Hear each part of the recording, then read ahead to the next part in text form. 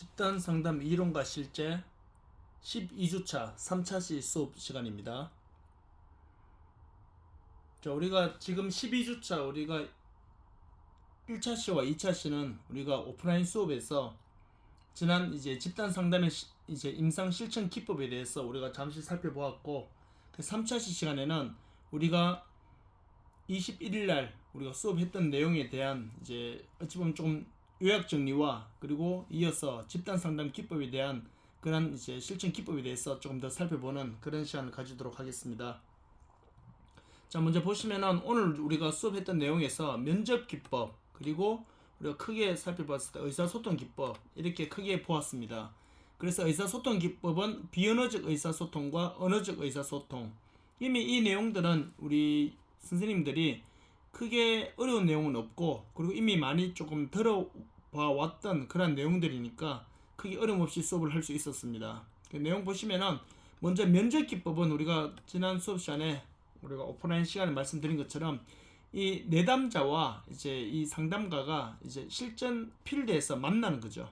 만나서 이제 상담을 해가는 그 과정이라 볼 수 있는데, 이 면접을 하는 데 있어서 이 필드에서 만났을 때 이 주요 요소, 당연히 사람 대 사람과의 만남이 이루어지기 때문에 사람은 좀 감정의 동물이라고 볼 수 있잖아요. 그렇기 때문에 우리가 신뢰관계가 먼저 수립이 돼야 되겠죠. 신뢰관계가 수립이 돼야지만 서로 이 공감대가 형성이 될 수 있고, 이것이 잘 형성되었을 때 결국에는 이제 이 임상 실천에서의 이 집단 상담에 어찌 보면은 이제 승패가 좌우되는, 다시 말하면은 이 내담자의 문제가 해결될 수 있는 그러한 사례가 될 수 있다라고 여러분들이 이해하시면 될 것 같습니다. 그리고 면접의 세팅은 우리가 말씀드렸듯이 내담자의 상태와 내담자의 개인적인 어찌 보면 좀 성향, 그리고 개인차에 의해서 조금 차이는 있을 수는 있겠지만 외부로부터 방해받는 것에 대해서 우리가 좀 조심해야 되겠죠.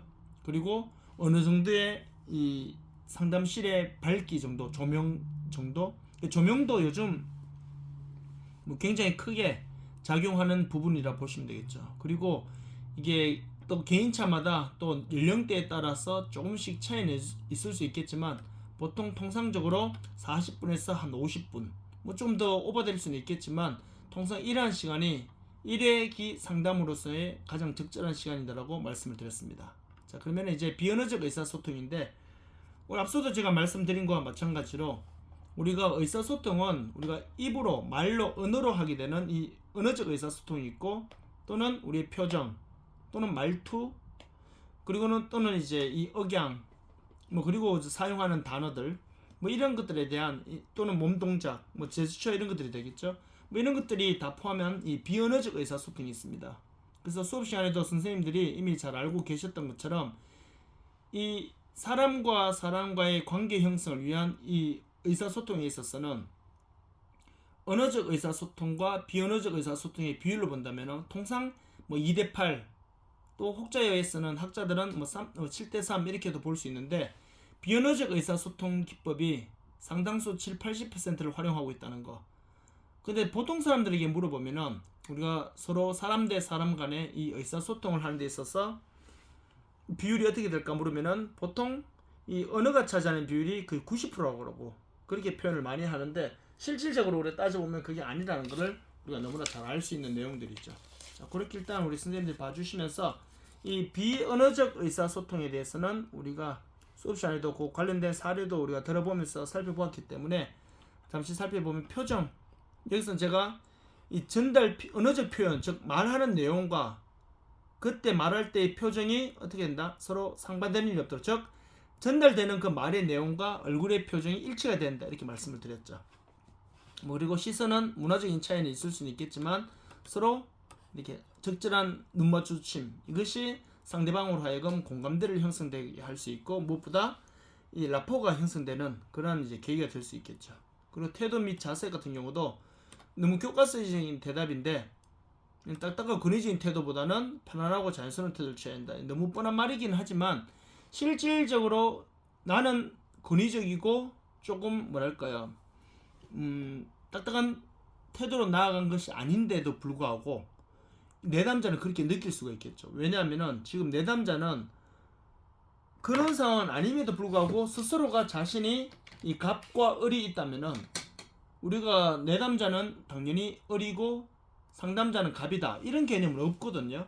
그럼에도 불구하고 이 내담자들은 자신에게 이 상담이 필요해서 왔기 때문에 자신 을이라고 생각하면서 오는 경우가 굉장히 많이 있습니다. 그러다 보니까 똑같은 말을 하더라도 상처를 받는 경우도 있고, 그리고 또 우리가 조심해야 될 게 바로 뭐냐면은 이 상담가들은 그럼에도 우리가 어찌 보면은 공부를 한 사람이란 말이에요. 이 전공 영역 분야를 공부한 사람이기 때문에 자신도 모르게 이 전문 용어를 사용할 가능성이 많단 말이에요. 그걸 좀 주의해 주셔야 됩니다. 왜냐하면은 전문 용어를 쓰게 되면은 이 내담자가 알아들을 수 있는 말로 충분히 쉬운 단어를 우리가 어찌 보면 바꿔서 사용해야 되는데, 상담가는 그 분야 전공 분야를 공부하였지만 내담자는 그 분야를 공부 안 한 어찌 보면은 전혀 상담에 대해서는 모르는 분들이 대부분일 수도 있단 말이에요.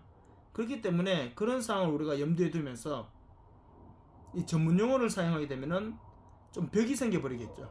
그리고 무엇보다도 전문 용어를 쓰게 되고, 그리고 말 억양을 특히 남성들이 여성에 비해서 남성 상담가들이 자신의 의도와 다르게 딱딱하게 보일 수도 있고 굉장히 권위적으로, 특히 우리나라는 가부장적 사회 문화 속에서 지내왔기 때문에 그런 부분에 있어서 조금 우리가 조심해야 될 거다라고 여러분들이 이해하시면 될 것 같습니다. 그렇게 봐주시고, 그 언어적 의사소통은 이제 말로 하는 거죠. 말로 하는 것 같은 경우에 촉진 기법, 이 클라이언트 즉 내담자로 하여금 적극적으로 말할 수 있도록 우리가 사용하는 방법인데, 말씀드렸듯이 적절한 끄덕임, 그리고 그에 맞는 적절한 몸 동작을 통한 이 맞장구 쳐주는 거. 맞장구는 손뼉을 칠 수도 있고 손으로 허벅지를 탁 칠 수도 있고 뭐 여러 가지가 방법이 있을 수 있겠죠. 그리고 그에 맞는 적절한 질문을 하게 되는 경우, 이런 경우는 우리가 굉장히 중요한 요소들인데, 이거는 그냥 무조건 하는 것이 아니라 가장 적재적소에 가장 클라이막스 부분 때 이 부분을 이렇게 촉진 기법을 통한 이런 행동을 취했을 때 내담자가 저분이 내 말을 현재 잘 경청하고 있고 모든 것이 순조롭게 이루어져 가고 있구나라고 충분히 그렇게 이해하실 수 있겠죠. 그 경청 기법은 듣는 건데, 듣는 거로 끝나는 것이 아니라 되풀이 기법 같은 경우, 이거는 앞서도 말씀드린 대로 클라이언트가 했는 말들을 다시 한번 일부분 되새겨 주는 겁니다. 다시 되물어 주는 거. 그렇게 되면은 당연히 저 사람이 현재 내 말을 어느 정도 인지하고 있구나라고 느낄 수 있겠죠.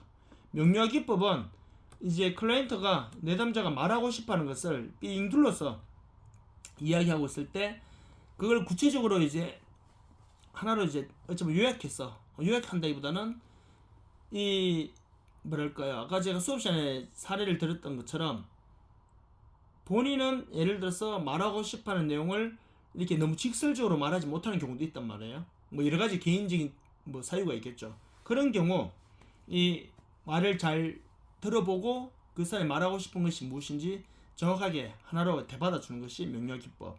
요약 기법도 명료화 기법과 비슷할 수 있는데, 이 내담자가 말하는 내용들의 앞과 뒤, 즉 원인과 결과를 파악해서 인과관계를 해석해서 결국 이제 질문해 주는 것. 이것 때문에 그렇게 되었군요. 이렇게 뭐 이런 식으로 말해주는 게 요약 기법이 되겠죠. 침묵 기법에 대해서는 이 내담자가 굉장히 이 감정적으로 많이 이렇게 올라와 있을 때 그때 어느 정도 좀 기다려주는 기법. 기다려주고 나서 다시 시작하려고 할 때는 내담자가 살짝 어색해가는 경우가 있거든요. 그렇기 때문에 그때는 어찌 보면은 이제 우리가 잘 알 아이스 브레이크처럼 이제 우리가 침묵을 깨는 기법이라고 하거든요. 그때 조금 이제 유머스러운 그런 내용을 먼저 이야기하면서, 또는 우리가 그 사건이 있기 전에 이제 자연스러웠던 그런 내용들을 한번 되새겨주면서 다시 대화의 내용을 이끌어가야 될 필요성이 있겠죠. 그리고 침묵 기법도 중요한 사례로 그렇게 봐주시면 될 것 같고요. 그 질문 기법 같은 경우도 클라이언트를 돕기 위해서 어느 정도 이렇게 다시 한번 뭐 하는 거죠? 묻는 이유는 여러 가지가 있겠죠. 정보를 얻기 위해서, 또는 뭐 배가 산으로 가는 것을 똑바로 찾기 위한 하나의 방법이 될 수 있겠죠. 그리고 개방적 질문과 폐쇄적 질문에 대해서는 제가 수업 시간에 한번 설명을 드렸으니까 결론부터 말씀드리면은, 개방적 질문은 한마디로 말해서 주관식 질문을 생각하시면 됩니다. 답이 여러 개가 나올 수 있죠. 그래서 이 상담자가 생각하지도 못한 영역의 대답까지도 얻을 수 있다는 굉장히 큰 장점이 있는 반면에, 답이 너무 다양하게 나와버리니까 이거를 쉽게 말해서 이 정리하기가 너무 좀 어려울 수도 있다 이렇게 보시면 되겠죠. 반대로 폐쇄적 질문은 답이 주관식으로 객관식으로 이루어집니다. 질문을 하면서 보기를 주는 거죠. 그러면은 아무리 많은 사람이 아무리 다양한 능력의 대답을 하더라도 내가 주어진 그 몇 개의 답안 안에서 답이 나온단 말이에요. 그렇기 때문에 어찌 보면은 다양한 대답이기보다는 내가 묻고 싶어하는 것을 정확하게 빨리 잘 찾아낼 수 있는 그런 장점이 있는 반면에 내가 질문한 것 외에는 내가 어찌 보면은 답의 범위를 이제 정해주잖아요. 객관식은. 그런데 내가 쉽게 말하면은 바운더리 쳐준 그런 이제 경계선에 쳐준 그러한 답 외에 다양한 답을 얻을 수 없다라는 그런 단점이 있다라고 제가 설명을 드렸습니다. 자, 여기까지 여러분들이 봐주시면 될 것 같습니다. 이렇게 이해하시고요. 자, 이제 두 번째 자료 보시면은 집단상담 임상 실천 모델이 나옵니다. 자, 집단상담 임상 실천 모델은 우리가 크게 세 가지가 있는데 개별 개입 모델과 집단 개입 모델 그리고 지역사회 개입 모델이 있는데 사실 개별 개입 모델은 아마 여러분들이 우리 선생님들이 대부분 상담원 결혼 시간 대부분 다 들어봤던 내용들이야. 그리고 집단 개입 모델은 보면 우리 수업 자료에도 없습니다. 왜냐하면은 개별 개입 모델과 거의 똑같습니다. 똑같다고 말하면 또 아무리 좀 차이가 있으니까 흡사 거의 비슷하다 보시면 돼요. 그렇기 때문에 우리 수업 내용에도 뭐 개별 개입 모델과 거의 유사하다 이렇게만 소개되어 있고요. 그래서 여기서는 우리가 개별 개입 모델에 대해서는 우리가 너무 잘 아는 내용들이니까 제가 굵직한 사건들만 보고 지나갈 거고요. 지역사회 개입 모델이 있습니다. 이 내용을 우리가 좀 더 중점적으로 살펴보도록 하겠습니다. 자, 먼저 밑에 보시면은 자, 심리사회 모델. 자, 그러니까 여기 있는 모델들을 하나씩 그냥 굵직한 사건들만 제가 보고 가도록 하겠습니다. 심리사회 모델은 바로 뭐냐면은 한마디로 말해서 인간은 연령에 관계없이 모두가 뭐 할 수 있다? 그 사회에서 비록 이제 심리적으로 위축되어 있고 그리고 내면적으로 많은 상처가 있어서 어찌 보면 이제 심리적인 지지 서비스가 필요한 사람이라 하더라도 모든 사람들은 누구나 스스로 해나갈 수 있는 뭐가 가지고 있다? 능력을 가지고 있다고 전제조건을 답니다. 다른 말로 하면은 인파워먼트가 되어 있다고 보는 거죠. 제가 수업 시간에도 우리 선생님들한테 비슷한 사례로 제가 물 펌프질 하는 것 말씀을 드렸죠. 물을 펌프질을 하게 되면은 펌프 그 기계 안에 물이 많기 때문에 나오는 것이 아니라 이미 펌프가 연결되어 있는 그 땅 속에 엄청난 물이 있단 말이에요. 그러면은 이 펌프질을 통해서 그 밑에 있는 물을 이제 끄집어 올린단 말이에요. 언제까지? 펌프질을 멈출 때까지. 왜? 물은 무진장 많으니까.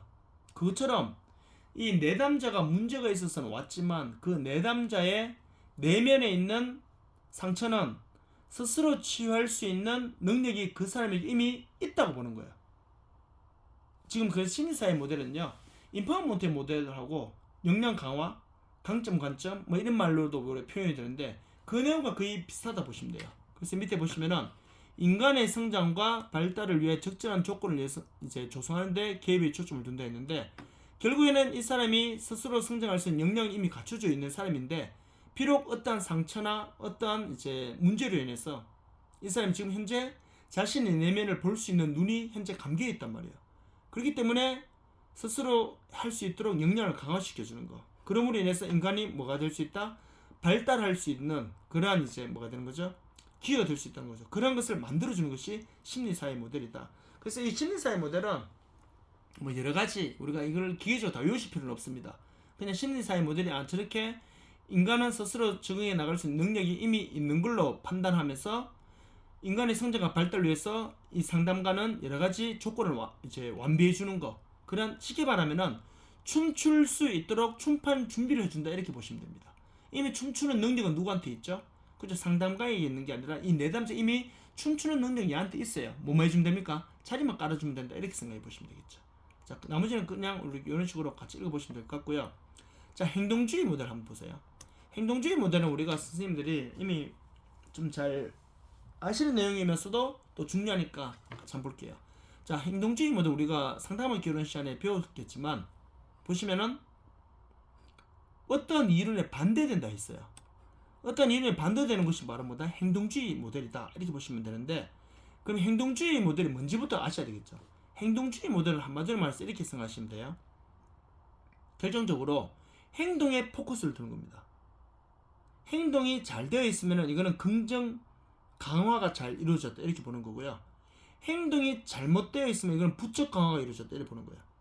부적 강화라는 말은 꼭 우리가 잘못된 걸 의미하는 건 아니죠. 부적 강화라는 말은 우리가 또 나름 이제 여러 가지 의미로 사용될 수 있는데, 일반적으로 봤을 때 우리가 행동주의 모델은 행동을 수정해 가면서 잘못된 행동을 하나씩 변화시키고 수정해 감으로 인해 가지고 이 사람이 바뀔 수 있다고 보는 게 행동주의 모델입니다. 그래서 뭐에 중심을 두냐면 그 사람의 행동에 관심을 두는 겁니다. 그래서 이 진행되는 그 과정 속에서 행동에 포커스를 두는 게 아니라, 지금 반대되는 이론은요, 아니라 그 사람에게 이미 만들어진 그 행동을 중요시 여기는 것, 이것이 바로 뭐냐면 지금 관론에 들어갈 말이거든요. 이게 바로 뭐냐면은 행동주의 모델은 이 사람의 행동에 포커스를 두고 잘못된 행동을 바꿔가면서 더 나은 쪽으로 발전해 갈 수 있다고 보는 거. 왜? 잘못된 행동이 학습되어 있으면 이 사람은 행동이 잘못되어 갈 수 있지만, 이 사람의 행동을 바꾸게 되면요, 이 사람은 충분히 긍정적으로 바뀔 수 있다고 보는 게 행동주의 모델이거든요. 그래서 많은 학자들이 이 동물을 가지고 행동에 대한 실험을 많이 했잖아요. 가장 대표적으로 파블로프라는 사람과 뭐 스키너라는 사람, 이 사람들이 개를 가지고 뭐 실험을 많이 했잖아요. 그것처럼 행동주의 모델은 행동 그 자체에 포커스를 두고 핵심적으로 이루어져 가는 거예요. 즉 내담자의 행동을 수정해 줌으로 인해서 이 사람을 발전시킬 수 있다 보는 겁니다. 하지만 그의 반대적인 바로 뭐냐면은, 간론에 들어가는 거는 바로 뭐냐면은 이 프로이트의 정신분석 이론입니다. 그래서 행동주의 모델은 정신분석 이론에 반대된다 보시면 돼요. 왜냐하면은 정신분석 이론은, 이 프로이트의 정신분석 이론 같은 경우는 이미 영유아 때 모든 것이 결정난다고 봤죠. 그래서 구강기, 항문기, 남근기, 잠복기, 성기기 또는 생식기라고도 하죠. 그렇기 때문에 이 과정 속에서는 뭐냐면은 이미 만들어져 있다는 거죠. 이미 성적 에너지, 프로이트는 이거를 리비도라 불렀잖아요. 리비도가 우리 몸의 구강기에, 입에 또는 이 항문기, 생식기에 뭐 이런 쪽에 이미 에너지가 만들어져 있다는 거죠. 그 에너지가 잘 만들어지면은 이 사람의 행동은 올바로 잘 이루어질 수 있다고 보는 거죠. 근데 어릴 때 이 에너지가 적절한 시기에 적절한 때에 만들어져야 되는데 그것이 만들어지지 아니하고 문제가 생기는 경우를 프로이트는 뭐라 했냐면은 고착이 되었다 그랬죠. 고착 현상이 발생했다는 거죠. 고착 현상이 발생하게 되면은 그것이 이 사람에게 뭘로 남냐면 문제로 이 사람은 내면에 쌓이는 거죠. 이제 문제로 쌓이게 되면 나중에 성인이 됐을 때 이 사람은요, 그 문제가 뭐가 되어서 행동이 되어서 나온다고 하는 거죠. 그렇기 때문에 행동주의 모델은 학습되고 만들어진 것이 아니라 이 사람들은 내면에 있는 것이 나온다고 받는 거죠. 그렇기 때문에 프로이트의 정신분석 이론과 이 여러 학자들에 의한 이 파블로프나 스키너나 반두라 이 사람들에 대한 행동주의 모델은 서로 상반되는 개념이다 보시면 됩니다. 다시 한번 결론 내리면은 프로이트의 정신분석 이론은 이미 고착 현상으로 적절한 리비도가 만들어지지 않은 그러한 고착이 나중에 잘못된 행동으로 나온다고 봤고요. 행동주의 모델은 뭐냐면은 잘못된 행동이나 이런 것들이 학습이 되어서 그것이 나중에 문제로 드러난다고 받는 거예요. 그래서 학습되어서 행동으로 나타나는 거랑 자신의 내면에서 고착으로 나타나는 거랑 좀 다른 의미라 볼 수 있잖아요. 그렇기 때문에 행동주의 모델은 그러한 맥락으로 본다면은, 자 밑에 보시면은 행동주의 모델에서는 구체적이고 정확한 문제 규정 또는 변화 목표 개입까지 중요하다는데, 한마디로 해서 우리 요즘들의 행동주의 모델은 무슨 기법을 많이 쓰냐면은 옛날 토큰 기법이라 했는데 요즘 이 말은 잘 안 쓰고요. 칭찬 스티커라고 생각하시면 돼요. 어린아이가 문제를 일으키고 있다면은, 예를 들어서 뭐 어린이집 가는 어린아이가 막 너무 공중도덕을 안 지키는 굉장히 문제를 일으키는 아이라 하면은 프로이트의 정신분석 이론에서 뭐라 했냐면, 얘가 어릴 때 뭐가 안 이루어졌냐면은 적절한, 쉽게 말하면은 이 리비도 형성이, 성적 에너지가 적절히 잘 안 이루어져서 그로 인한 고착 현상으로 문제가 지금 되었다 이렇게 보는 거고요. 행동주의는 아니다, 고쳐줄 수 있다고 보는 거죠. 저 사람의 문제는 충분히 고쳐줄 수 있다고 보는 거죠. 어떻게?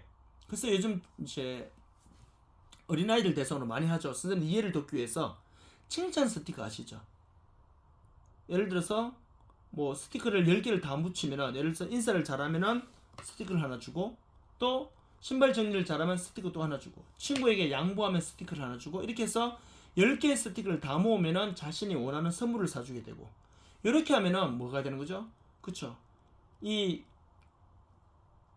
쉽게 말하면은 이 긍정적인 것을 줌으로 해서 긍정 강화를 통해서 뭐가 이루어지는 거죠? 행동을 바꿔가는 거잖아요. 이러다 보면 어느 순간 되면은 이 사람의 행동이 어떻게 될까요?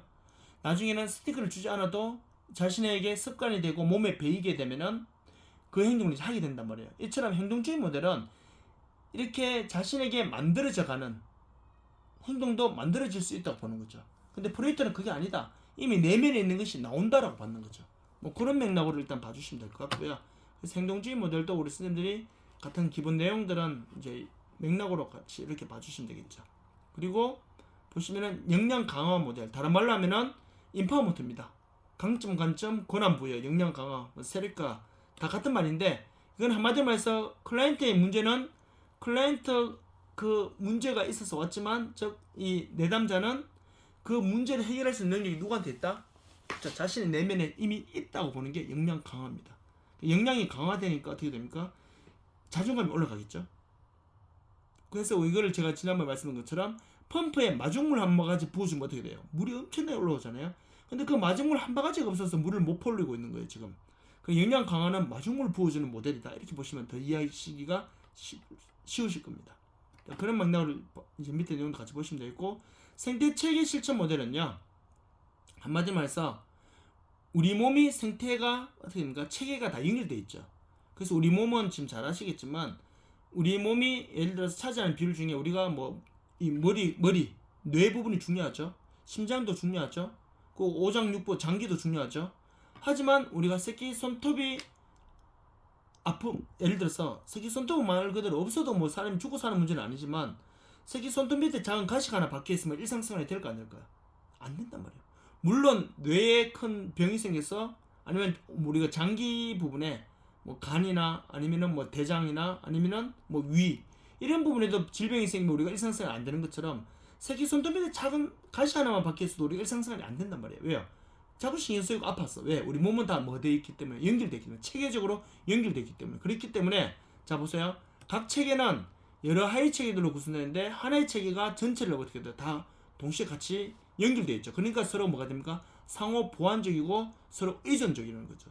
이처럼 우리가 상담을 함에 있었어도 우리가 내담자가 가지고 있는 모든 문제는요, 아 이거는 사소한 문제, 이거는 심각한 문제, 이렇게 볼 것이 아니라 모든 건 다 연결되어 있습니다. 그래서 그런 맥락으로 또 개입해야 될 필요성이 있겠죠. 그런 식으로 일단 이해하시고, 인지행동 뭐 실천 모델 같은 경우도 잘 쓰이지 않는 거기 때문에, 우리 쌤 인지행동이라는 말 많이 들어보셨을 거예요 아마. 그거는 사실 이 과목에서 다루기보다는 우리 인지행동이라는 과목이 있거든요. 거기서도 다룰 수 있는, 나중에 이건 제가 설명을 한 번 더 해드리도록 하겠습니다. 위기계획 모델 같은 경우는 우리 쉽게 말하는 그 위기적 상황에서 클라이언트를 대상으로 하는 내용들인데, 위기는 자 보세요, 부정적인 결과를 가져올 수도 있지만 한편으로는 성장과 발전의 기회가 되기도 합니다. 그래서 우리가 흔히 말하는 넘어진 김에 쉬어간다는 말도 있잖아요. 그리고요, 크게 성공한 사람들을 보면은 위기가 왔을 때 그 위기를 어떻게 이겨냈냐에 따라서 성공하는 이제 성공의 결정이 달려지잖아요. 그리고 건강에 어찌 보면은 적신호가 켜졌을 때 그 건강이 이제 건강을 함부로 하면 안 되겠구나 생각하면서 적신호가 들어온 그 건강 문제를 해결하고 나서는 어떻게 합니까? 몸 관리를 건강히 잘 하는 사람들 있죠. 그러면 더 건강히 살아갈 수 있죠. 비록 질병이 찾아와서 그 질병 때문에 힘든 점은 있었지만 앞으로 이 질병이 찾아오지 않도록 하기 위해서 건강검진과 더 건강한 생활을 하는 사람들이 있단 말이에요. 그게 바로 뭐가 될까요? 그렇죠. 이 위기가 이 사람한테는 기회가 될 수 있는 거죠. 더 건강하게 살아갈 수 있는 그런 맥락을 일단 봐주시면 될 것 같습니다. 그래서 이것도 내용상 크게 어려운 건 없지만요, 우리 선생님 그렇게 봐주시면 될 것 같아요. 그래서 여기까지가 개별 개입 이론인데, 집단 개입 이론은요, 자 보시면은 거의 보세요, 개별 개입 이론과 내용상 거의 중복되고 거의 비슷한 내용들입니다. 뭐 이런 내용들이 계속 반복된다 보시면 돼요. 그래서 이런 내용들은 우리 선생님들이 그냥 같이 개념 쪽 보시고, 제 중요한 건 뭐냐면은 로스만의 지역사회 조직 개입 이론입니다. 그래서 요거는 뭐냐면은 우리 사회가 발전하기 위해서 우리가 상처가 있는 사람들, 이제 상담이 필요한 사람들에게 어떻게 개입을 하고, 그리고 이것은 그 개인의 어찌 보면은 문제를 해야 될 것도 있고 전문가가 개입해야 될 것도 있고 또는 뭔가를 액션을 취해서 해야 될 것도 있잖아요. 그렇기 때문에 그런 맥락으로 본다면은 이 세 가지 내용을 우리가 어떻게 이해하는지가 굉장히 중요한 내용이 될 수 있습니다. 그래서 이거는 다음 주 오프라인 수업 시간에 제가 여기에 대해서 구체적으로 한 번 더 설명을 해드리도록 하겠습니다. 자, 이렇게 일단 제가 말씀을 드리고요. 다음 시간에 우리가 사티어 의사소통 검사를 한 이후에 지역사회 조직 개입 이론에 대해서 우리가 집단 상담이 어떻게 적용되는지 이 내용을 살펴보도록 하겠습니다. 수고하셨습니다.